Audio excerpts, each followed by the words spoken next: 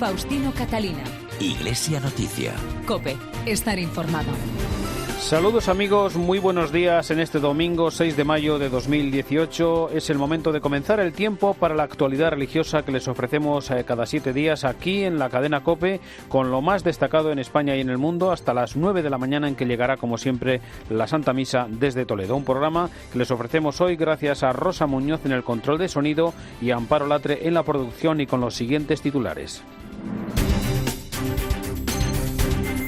Con el objetivo de acompañar a la familia en la enfermedad, la Iglesia española celebra hoy la Pascua del Enfermo. Las campanas de la diócesis de Teruel-Albarracín tañerán esta mañana para apoyar la manifestación convocada para reivindicar un futuro mejor para la provincia. El sacerdote Agustín Rodríguez ha recibido la encomienda de la Comunidad de Madrid por su trabajo con los más desfavorecidos en la Cañada Real Galiana. El Papa Francisco rezó ayer un Te Deum por el 50 aniversario de la llegada a la ciudad eterna del camino neocatecumenal. 3 víctimas de abusos del clero chileno agradecen al Papa su escucha y acogida y le piden acciones ejemplarizantes. El 19 de mayo conoceremos la fecha de canonización de Óscar Romero, Pablo VI y la española Nazaria March, fundadora de las Misioneras Cruzadas de la Iglesia. El próximo jueves tendrá lugar en la localidad palentina de Aguilar de Campo la apertura de Mons Dei, la nueva exposición de las edades del hombre. Iglesia Noticia. COPE. Estar informado.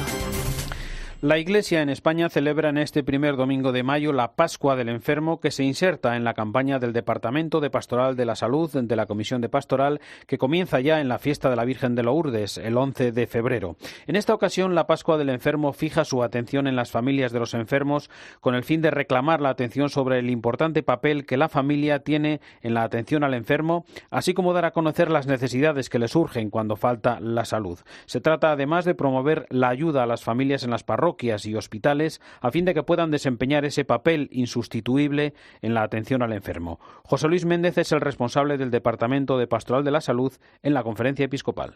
Pues como ya dijo en su momento el Papa San Juan Pablo II, concienciar un poco más a la Iglesia entera de la necesidad de cuidar de los enfermos, de tenerlos más presentes no solo en los cuidados físicos, sino también en la oración y en el corazón, ¿no?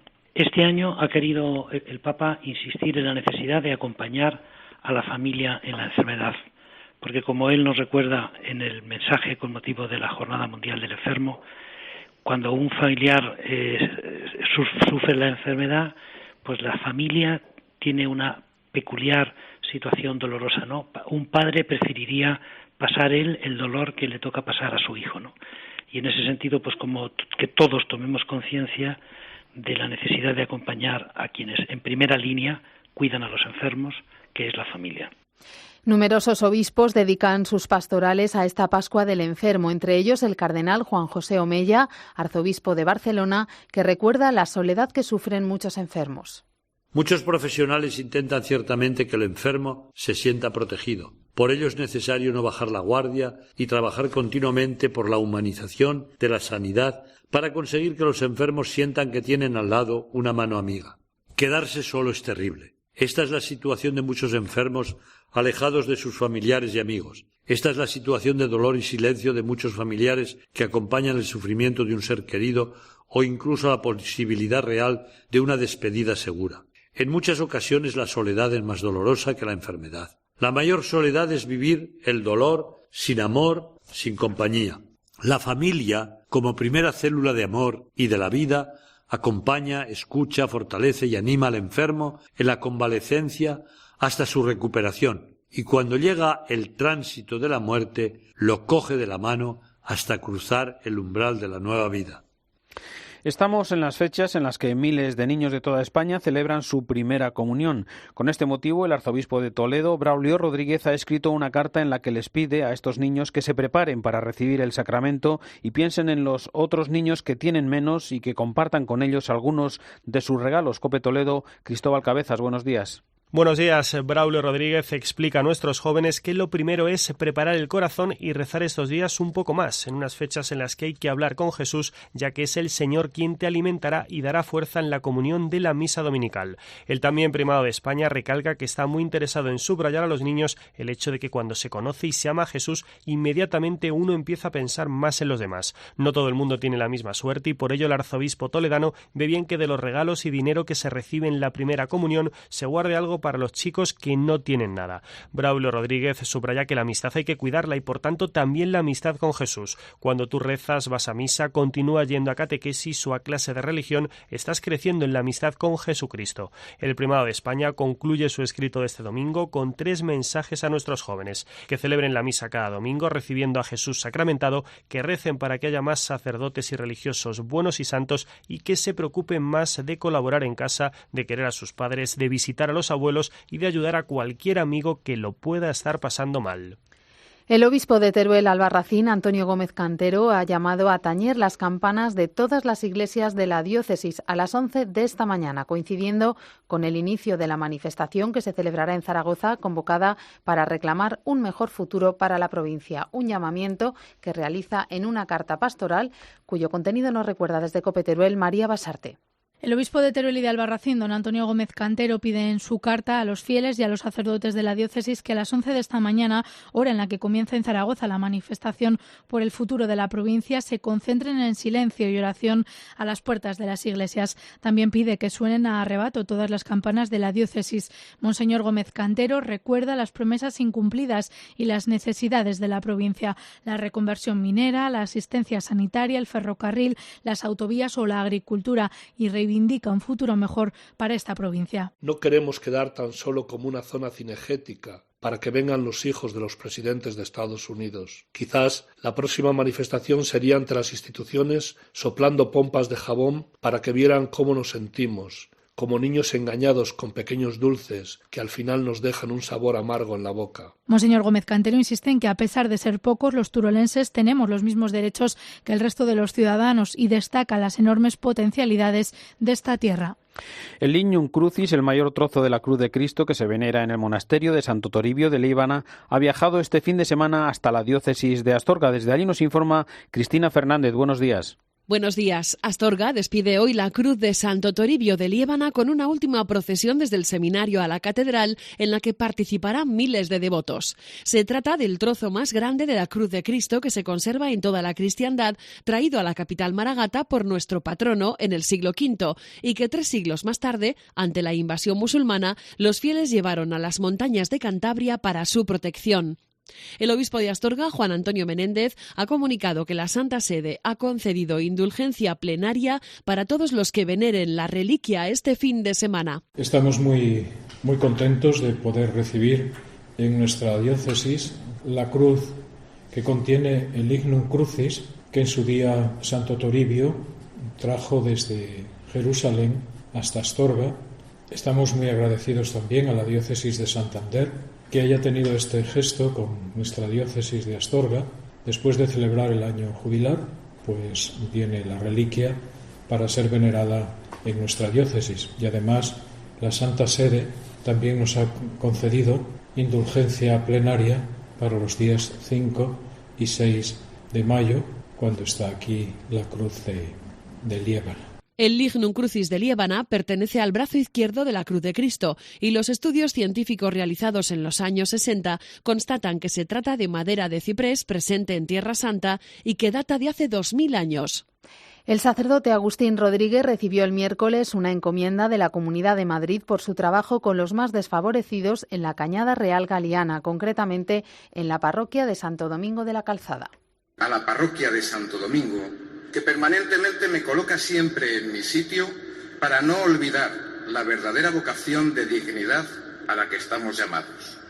A las entidades sociales de la Cañada que me exigen hacer el esfuerzo de traducir lo mío, lo de Dios, a un lenguaje que sea asequible a la gente de hoy.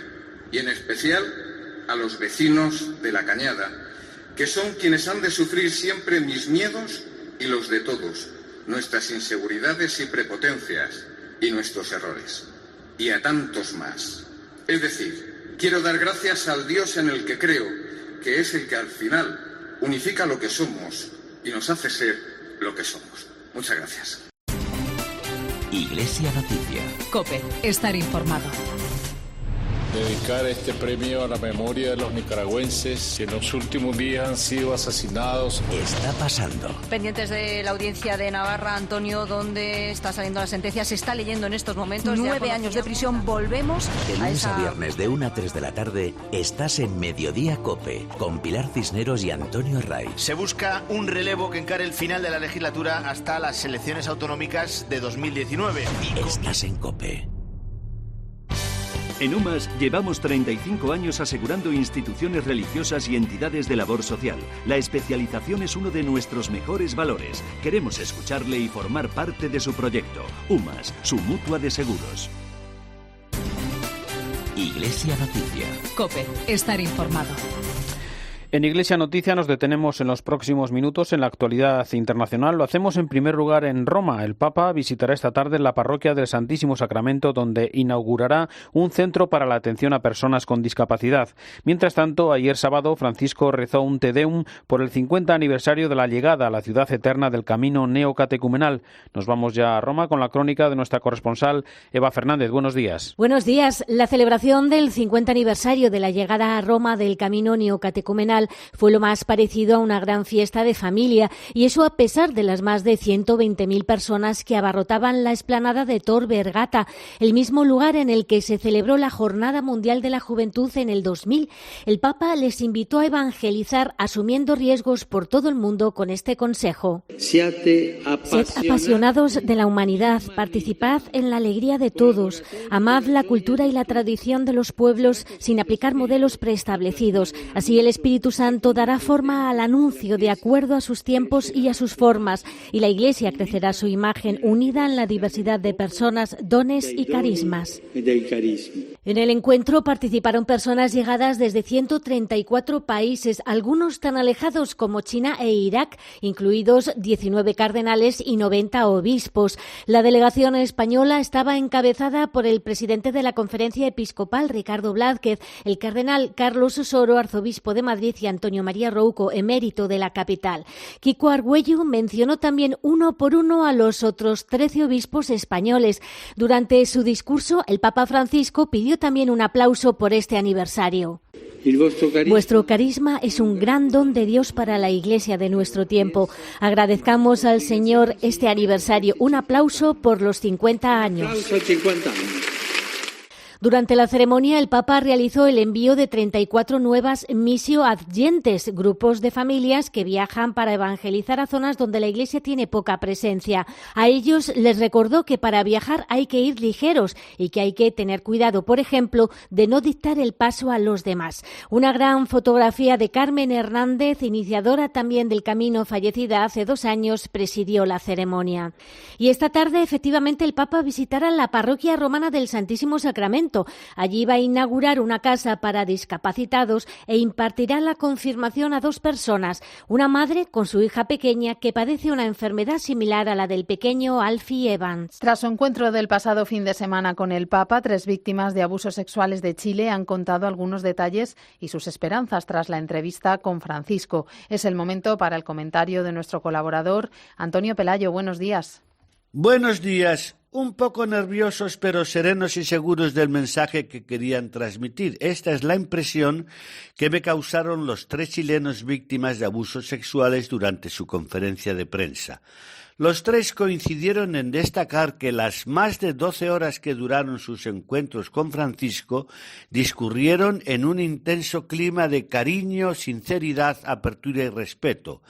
Cuando el Papa me pidió perdón, confesó Juan Carlos Cruz, yo no he visto nunca a nadie tan contrito. Me di cuenta de que se sentía muy mal.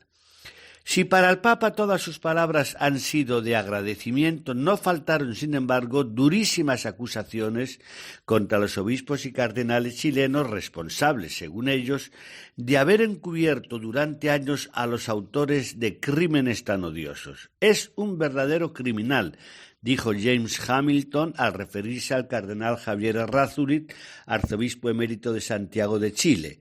tienen que ir a la cárcel, añadió, señalando también al actual prelado de la capital chilena, el cardenal Ricardo Zatti. Con su silencio cómplice, dijeron, han contribuido a que los abusos sexuales se multiplicasen en todo el país como una epidemia. En sus largas conversaciones con el Papa, primero uno a uno y después los tres juntos, le han pedido que no le tiemble la mano al tomar las medidas que considere necesarias para resolver la crisis de confianza que se ha creado en la Iglesia chilena. Esperamos que transforme sus cariñosas palabras de perdón en acciones ejemplares y ejemplificadoras. De no ser así, todo esto será letra muerta, fue su conclusión. La respuesta a esta petición no llegará antes de que Bergoglio reciba en Roma, a mediados de mayo, a todos los obispos de Chile, un verdadero encuentro para rendir cuentas. Desde Roma les ha hablado Antonio Pelayo. Gracias, Antonio. Recordamos que la Santa Sede ha tomado nota de la decisión emitida por la Autoridad Judicial de Australia sobre el cardenal George Pell, que será juzgado por pederastia y que continuará en el periodo de licencia que le concedió el Vaticano para defenderse de las acusaciones. Por otra parte, el Papa ha inaugurado este mes de mayo, mes de María, con el rezo de un rosario por la paz en Siria, además de una especial audiencia con los familiares y niños que sufren enfermedades raras. Eva Fernández, cuéntanos. Sí, el Papa se desplazó hasta el Santuario del Divino Amor, muy cerca de Roma, con el objetivo claro de comenzar el mes de mayo acudiendo a la Virgen a través del rezo del Rosario, pidiendo por la paz en Siria y en el mundo. Francisco nos ha invitado a unirnos a su oración y a que a lo largo del mes de mayo continuemos rezando el Rosario y lo ofrezcamos por la paz. En el santuario, Francisco rezó ante una imagen muy venerada, la Virgen del Milagro, y al finalizar el Rosario visitó a un grupo de ancianos y de niños pequeños acogidos por los religiosos que atienden el santuario. Benedicto XVI fue el último papa que visitó esta casa de la Virgen en el 2006. Y efectivamente, una vez más, el Papa ha mostrado su cercanía con los enfermos en la audiencia que concedió a una organización que trabaja en la curación de las enfermedades raras. El Papa elogió la capacidad de estos padres de saber mirar lo positivo, que toda vida humana es única, porque el amor hace ver el bien también en una situación negativa. Hubo palabras de agradecimiento por parte de Francisco por la iniciativa de poner en marcha una carrera de 7.000 kilómetros en solidaridad con los que sufren enfermedades raras en todo el mundo. Recordamos también que el vídeo del mes de mayo está dedicado en esta ocasión a los laicos, un mes con un nuevo consistorio de cardenales dentro de 2 semanas, en el que conoceremos la fecha de nuevas canonizaciones. Cuéntanos, Eva. El próximo 19 de mayo será un día grande para la Iglesia. El Papa Francisco hará públicas las fechas de las canonizaciones de varios beatos, entre ellos la del arzobispo de El Salvador, Óscar Romero, y la del Papa Pablo VI. Ese mismo día conoceremos también la fecha de canonización de la monja española Nazaria Ignacia March, que vivió gran parte de su vida en Bolivia y fundó el Instituto de las Misioneras Cruzadas de la Iglesia. Los otros beatos son los sacerdotes italianos Francesco Spinelli y Vincenzo Romano. Tal como adelantó el cardenal Maradiaga, es muy probable que la canonización de Pablo VI y Óscar Romero se celebre de forma conjunta el día 21 de octubre en el Vaticano, coincidiendo con el Sínodo de los Obispos. Tal como adelantó el cardenal Maradiaga, es muy probable que la canonización de Pablo VI y Óscar Romero se celebre de forma conjunta el día 21 de octubre en el Vaticano, coincidiendo con el Sínodo de los Obispos. Y efectivamente también hemos conocido el contenido del vídeo del mes de mayo del Papa, dedicado en esta ocasión al papel de los laicos en la Iglesia. Demos gracias por los laicos que arriesgan, que no tienen miedo y que ofrecen razones de esperanza a los más pobres, a los excluidos, los marginados. Francisco pide oraciones para que los laicos cumplan su misión específica poniendo su creatividad al servicio de los desafíos del mundo actual. Los vídeos de esta iniciativa son difundidos en los perfiles que la Red Mundial de Oración del Papa tiene en las distintas redes sociales. Gracias, Eva. Nos vamos ahora hasta Alemania, donde los obispos han criticado la decisión del presidente de Baviera sobre la obligatoriedad del crucifijo en los edificios de la administración. Corresponsal Rosalía Sánchez. La imposición desde el 1 de mayo de la presencia en todos los edificios de la Administración Pública de Baviera de crucifijos en las entradas, que el presidente regional Markus Söder considera un símbolo religioso y cultural, no ha sido bien recibida, sin embargo, por la Iglesia Católica alemana, que ve en ello un acto de campaña electoral de cara a las regionales de otoño. El presidente de la Conferencia Episcopal, el cardenal Reinhard Marx, en una entrevista concedida al diario de Múnich Süddeutsche Zeitung, ha explicado que si la cruz es entendida como un símbolo cultural, es que no se ha entendido y que la medida es más bien una expropiación por parte del Estado de un símbolo de la fe cristiana. Marx ha recordado que la cruz es un símbolo de la oposición a la violencia, a la injusticia, al pecado y a la muerte, pero no una señal excluyente o contra otras personas, ni debe ser motivo, ha dicho, de división o inquietud. También el obispo de Limburg, Georg Betzing, ha señalado que se diría que tratan de expresar una identidad por el criterio de delimitación, y la cruz, ha dicho, no está para eso. Y desde el obispado de Essen, un portavoz del obispo Franz Josef Overbeck ha declarado al periódico Westdeutsche Allgemeine Zeitung que quizá de entrada la iniciativa pueda resultar agradable, el hecho de que la cruz sea valorada públicamente como símbolo central del cristianismo, pero uno se pregunta, seguía, si no está siendo explotado o mal utilizado como símbolo de los valores básicos de orden jurídico y social de Baviera, y eso, zanjaba, no coincide con nuestra forma de entender la cruz. Nos vamos ahora hasta Bangui, la capital de la República Centroafricana, donde el conflicto entre musulmanes y no musulmanes, entre ellos los católicos, sigue avivándose. El pasado 1 de mayo, la parroquia de Fátima fue atacada con disparos y granadas por radicales musulmanes. El obispo de Bangasú, al sur del país, el español Juan José Aguirre, narró en la tarde de COPE cómo había sido el ataque que dejó 16 muertos, entre ellos un sacerdote. Durante muchos meses estamos luchando por la cohesión social, haciendo de todo para que musulmanes y no musulmanes convivan en paz. El ambiente estaba caldeado porque hace 20 días un grupo de soldados MINUSCA quisieron desarmar radicales de este famoso barrio de Bangui que el Papa visitó, que se llama el kilómetro 5, y este barrio pues ya caldearon el ambiente con este intento de desarmar, y sin previo aviso un grupo de personas radicales musulmanes armados de Kalashnikov y de granadas atentaron contra esta iglesia de Fátima.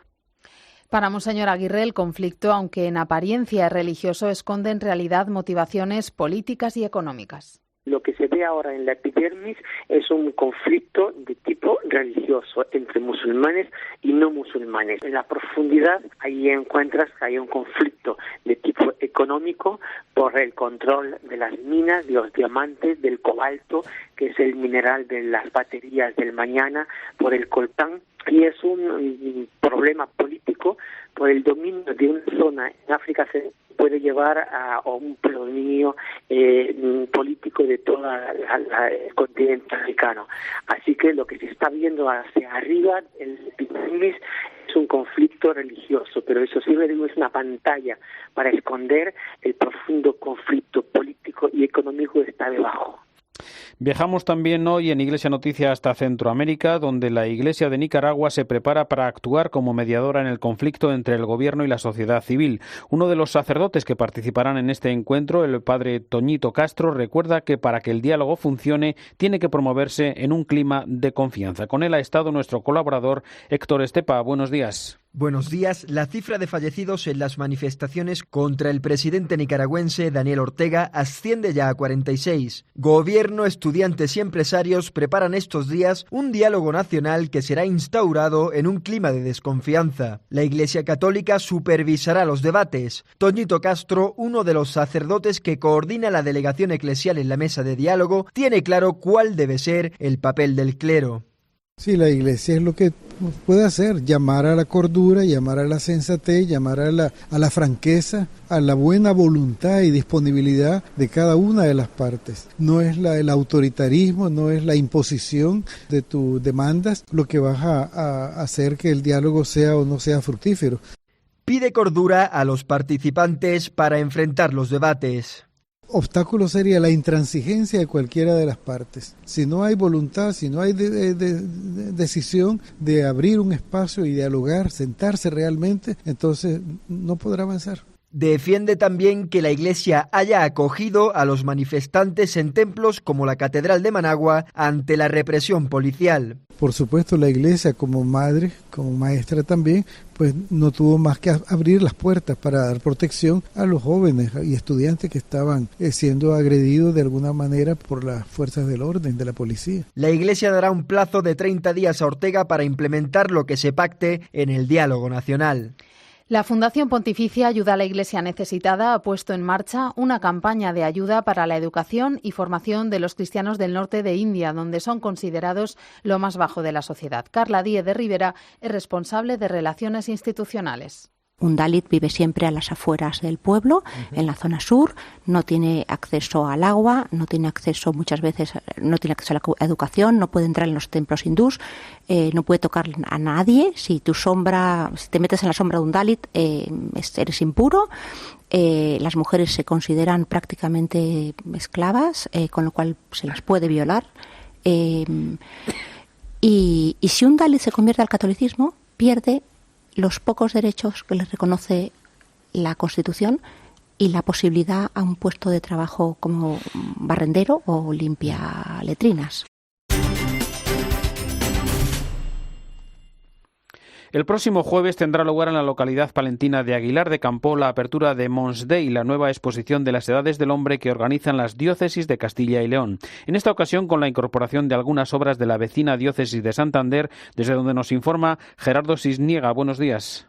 Buenos días. La reina emérita doña Sofía de Borbón inaugurará el próximo 10 de mayo en Aguilar de Campoo la exposición Mons Dei, una nueva edición del movimiento Las Edades del Hombre, una muestra formada por 124 obras que van desde el siglo VIII antes de Jesucristo hasta el siglo XXI, con artistas como Goya o El Greco, y que contará con la colaboración de la diócesis de Santander, quien ha cedido 4 obras. La muestra tendrá lugar en 2 sedes, la iglesia de Santa Cecilia y la colegiata de San Miguel, y se trata de una propuesta de fe, arte y naturaleza que busca establecer un diálogo entre la fe y la cultura.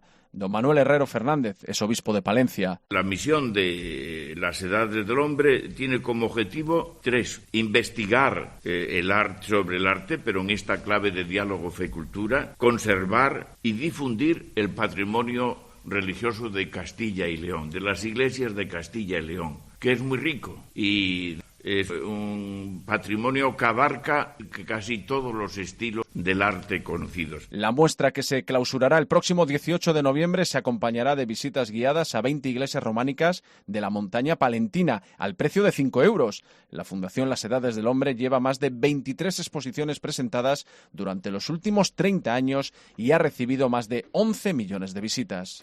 Hablamos también de Altum, un proyecto que surge para asesorar en materia financiera. Borja Barragán, su fundador, explica que la inversión económica no tiene por qué estar reñida con el ideario de las empresas, instituciones o congregaciones religiosas. Y esta es precisamente la razón de ser del proyecto, que está teniendo muy buena acogida.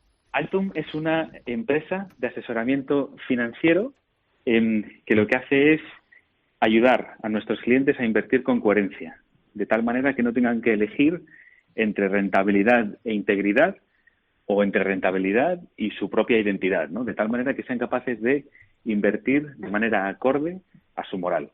Pues mira, la respuesta está siendo espectacular, en el sentido de que nos estamos dando cuenta de que estamos dando respuesta a una demanda que existía, ¿no? Antes nadie hablaba, digamos, de temas morales y el cómo invertir, ¿no? Sin embargo, esa necesidad sí que estaba allí.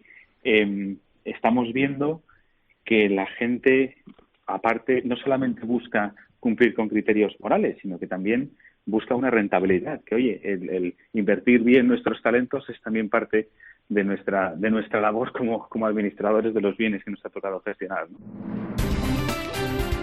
Terminamos así el informativo Iglesia Noticia, el programa 1566 de este domingo, 6 de mayo de 2018. Llega ya la última hora de la actualidad en España y en el mundo, y después la Santa Misa. Hasta el próximo domingo, el saludo de Amparo Latre y Faustino Catalina. Que pasen una feliz semana.